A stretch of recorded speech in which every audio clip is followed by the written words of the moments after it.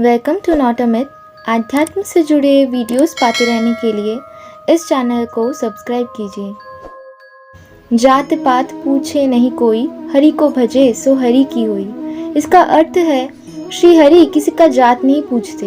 अगर आप कोई अलग मजहब से भी है पर फिर भी आपने श्री हरि को अपने हृदय में बसा लिया है तो निस्संदेह और निश्चित रूप से आप श्री हरि को, ईश्वर को प्राप्त करेंगे। आज हम परमेश्वर श्री कृष्ण की एक मुस्लिम भक्त रसखान के बारे में जानेंगे। एक मुस्लिम होकर भी कृष्ण के प्रति उनका इतना प्रेम था, इतनी भक्ति थी जो कि कल्पना से भी परे है।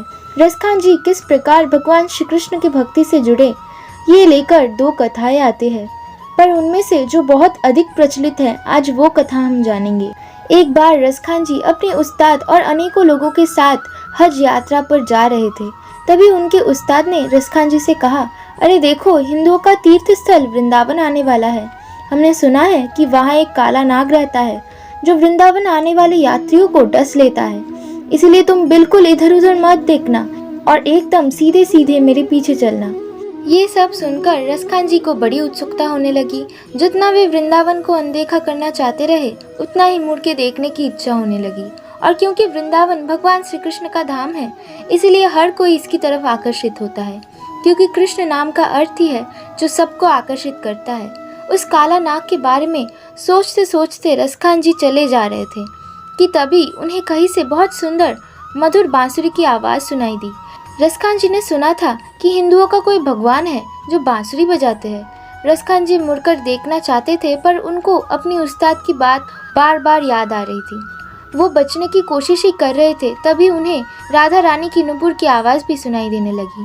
रसखान जी के लिए अब अपने ऊपर काबू करना मुश्किल हो रहा था। काला नाग वाली बात बार बार याद आ रही थी। अनजाने मधुर बांसुरी की आवाज़ बजाई जा रहा था। रसखान जी को जैसे एक आध्यात्मिक आनंद का अनुभव हो रहा था। चलते चलते यमुना नदी आ गई और अब रसखान जी बिना देखे नहीं रह सके। इसी में उन्हें स्वयं राधा रानी और श्री कृष्ण के युगल रूप में दर्शन हुए। रसखान जी ने उनकी एक झलक देख ली। अनंत कोटि ब्रह्मांड के नायक और उनकी लादिनी शक्ति को एक साथ देखकर वे जैसे सब कुछ भुला बैठे। ईश्वर की ऐसी मधुर रूप जिसे कोटि कोटि पुण्य से भी कोई नहीं देख सकता, वो आज रसखान जी ने देख लिया। रसखान जी पागल हुए जा रहे थे। रसखान के उस्ताद आगे निकल गए थे, इसीलिए जब वे पीछे मुड़े तो उन्हें रसखान जी कहीं नजर नहीं आए। सभी लोग हैरान हो गए कि रसखान कहाँ रह गए। जब सभी वापस पीछे आए तो रसखान जी की दशा देखकर उन्हें लगा कि वो नाग जो वृंदावन में रहता है शायद रसखान को डस लिया है और वो सोचे कि रसखान अब हमारे किसी काम के नहीं रहे। यही सोचकर उस्ताद जी और उनके साथ आए अन्य लोग रसखान को वही वृंदावन में छोड़कर चले गए। अब रसखान जी वही ब्रजभूमि में रहने लगे। जब भी उनका होश आता तो वो लोगों से पूछते रहते कि क्या तुमने किसी सांवरे को देखा है जिसके हाथ में एक बंसी है और साथ में उनकी बेगम भी है?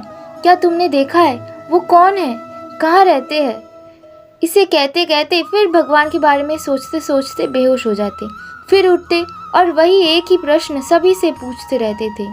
तभी एक समय किसी ने रसखान जी को वृंदावन के बांके बिहारी मंदिर का पता बताया।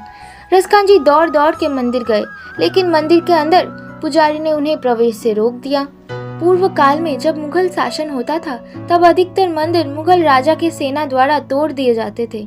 बलपूर्वक इस्लाम धर्म परिवर्तन किया जाता था, इसीलिए इस्लाम के अनुयायी के ऊपर सभी का संदेह रहता था। यही कारण था कि रसखान जी को मंदिर में प्रवेश नहीं मिला। पर कौन जानता था कि एक मुस्लिम में भगवान श्री कृष्ण के प्रति इतना प्रेम होगा। जब पुजारी ने उन्हें प्रवेश से रोक दिया, रसखान जी मंदिर के बाहर 3 दिनों तक भूखे प्यासे पड़े रहे। तीसरे दिन खुद भगवान श्री कृष्ण रसखान जी के सामने प्रकट हुए। अब रसखान जी समझ चुके थे कि स्वयं पूर्ण अनंत ब्रह्मांड के नायक और अनंत शक्ति को धारण करने वाले ईश्वर स्वयं श्री कृष्ण ही हैं और कोई कोटि कोटि पुण्य कमाकर भी उन्हें प्राप्त नहीं कर सकता। उन्हें केवल और केवल अनन्य भक्ति के द्वारा ही पाया जा सकता है। भगवान को, श्री कृष्ण को केवल भक्ति के द्वारा ही बांधा जा सकता है और किसी भी बंधन को वो काट सकते हैं पर भक्ति को काट नहीं सकते। रसखान जी अपने पदों में लिखते हैं, मानुष हो तो वह रसखान, बसो ब्रज गोकुल गांव की ग्वारन। जो पशु हो तो कहाँ बस मेरो, चरो नित्यानंद के धेनु मजारन।